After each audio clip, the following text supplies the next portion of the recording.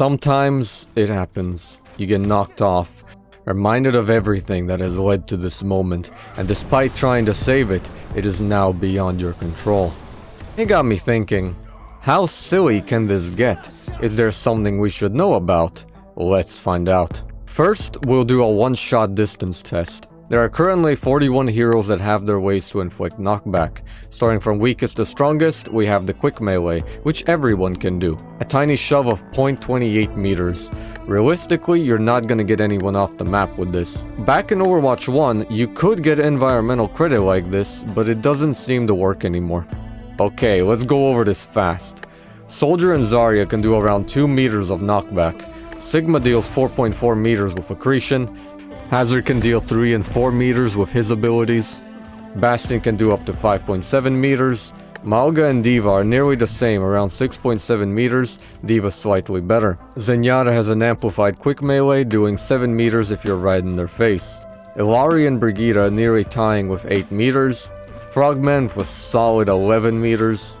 Venture and Wrecking Ball are very similar at 12.6, Ball just 0.1 stronger. Winston with Primal can smack someone 13 meters. Doomfist with a fully charged punch gets him 13.2 meters. Junker Queen can get up to 13.75 meters. Ashe can also get up to 13.7, though you'd need some silliness to pull that off. A Junkrat Mine sends them 14.6. A perfect angle spear from Orisa gets us 15 meters.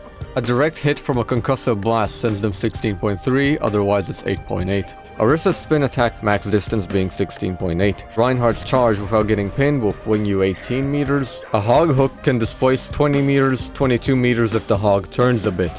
Getting pinned from a Rein charge can make you travel up to 54 meters, most likely a guaranteed kill on anyone if the Rein feels like it. Finally, we got Whole Hog and Primal Rage. A single hit doesn't do much, however these ultimates last for quite a while, so we can get more hits.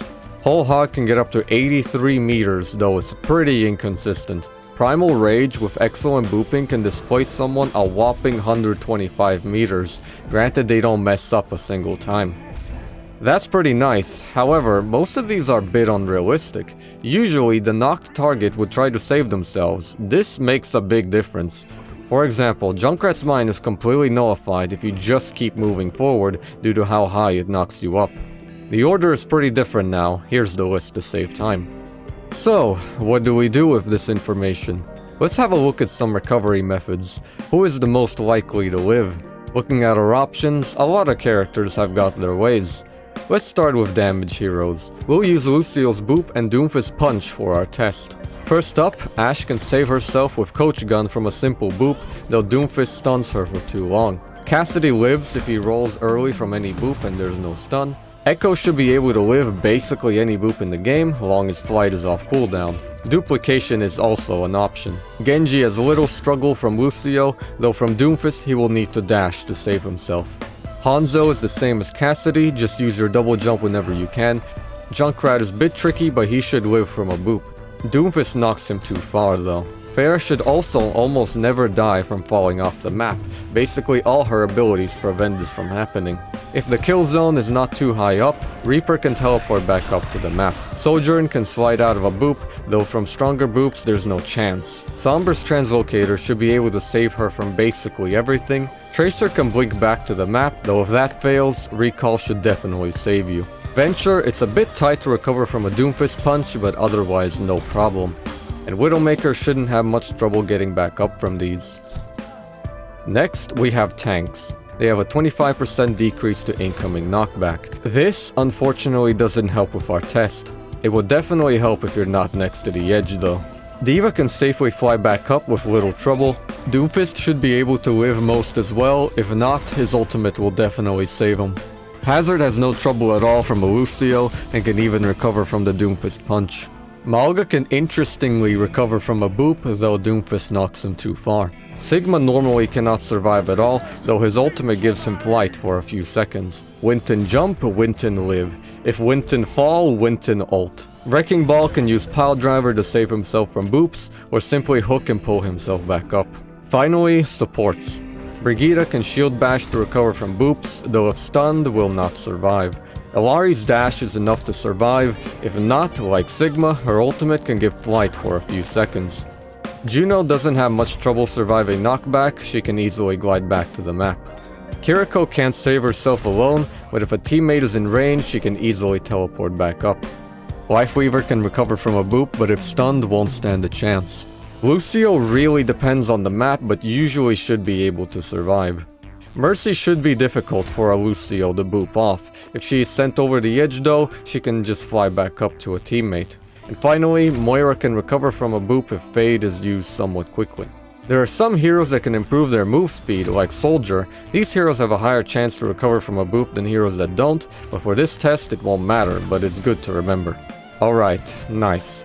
Let's get a tiny bit more specific. Does your prior movement matter? From my testing, no. However, there is one silly little thing.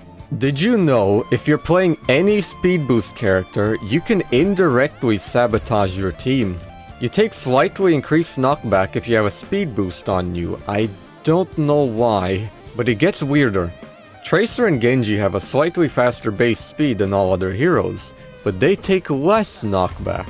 Speed boosts affect them less as well. Strange. Do multiple boops send you further? No, not at all. All knockback will cancel all of your previous movement and will not add to it. Doesn't matter how fast you are, a simple punch can force you to a halt. It's kind of stupid. And that's about it, but I'm not satisfied. Let's go back. Our average strongest single shot boop is around 13 meters. That's just 2 tracer blinks. Sustained knockback goes around to 125, but that's only like a bit more than 1/3 of the average escort map. We can do better than that. It's custom game time. How silly can we go? In settings, we can modify knockback dealt by abilities, though not by too much. It can be increased by 300%, which does have a visible difference. There are some other options like gravity, but we don't need that. We need power. The workshop. Within, we can modify knockback dealt and received, this time up to 10,000% more for each, which stacks with the 300% from before. It's time to go. With a single rocket jump, we launch ourselves upward towards the stars. Or well, the ceiling. Overwatch maps span 1,000 meters in each direction from the center of the map, so we hit our head extremely hard with a record time of just 1 second. Though something's going on, I'm not falling. It takes me like half a minute before I start falling. What's going on? If we look behind the scenes, we immediately gain a velocity of 1,000 meters, which is also the speed cap in the game. However, it does not hit 0 when we hit the ceiling, it's slowly going down instead. Assuming we did keep going beyond the world limit, we would reach about 28,500 meters, taking us around 16 minutes to fall back down due to the falling speed limit being 30 meters. Unfortunately for us, he never loses velocity. That wraps up Knockback, more or less. Thanks for being here. Take care of yourself.